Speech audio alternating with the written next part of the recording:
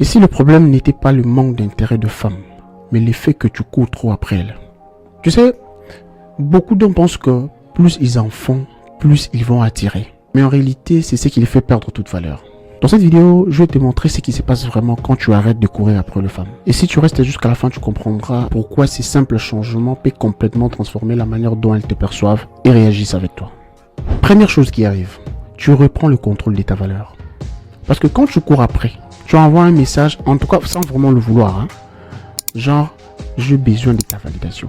Mais alors que quand tu arrêtes, tu montres que tu choisis, tu ne supplies pas, et ça change tout.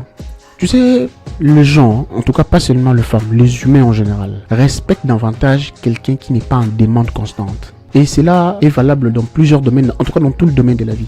Si tu es toujours en position de demande, c'est toujours toi les demandeurs. Tu demandes aujourd'hui, tu demandes demain, demain et après-demain encore et encore.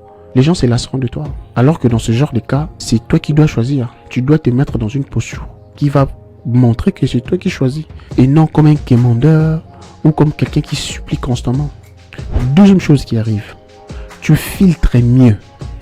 Parce que quand tu cours après, en tout cas constamment, tu acceptes souvent le manque de respect, les réponses froides.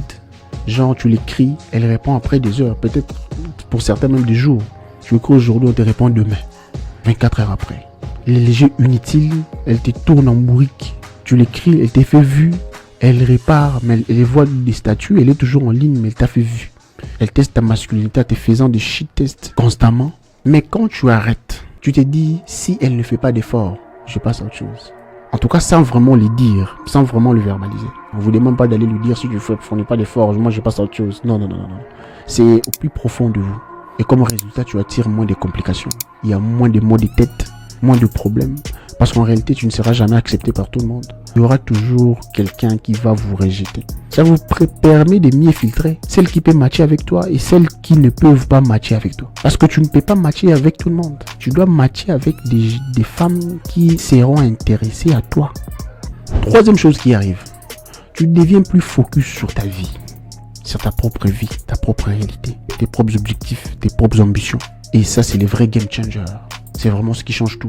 Parce que quand ton énergie n'est plus centrée sur impressionner une femme, elle doit comprendre que moi je suis, plaire à tout prix, je dois quand même lui faire plaisir, même du moment où ça semble évident qu'elle n'est pas intéressée à toi. Ou courir après une réponse.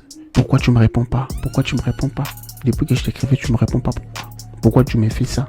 Et tu prends toute cette énergie-là, tu l'investis sur comment travailler sur ta confiance, sur ton physique, chercher l'argent, tu l'investis sur ton projet, sur ce qui te passionne, ce qui te motive, ce qui t'anime.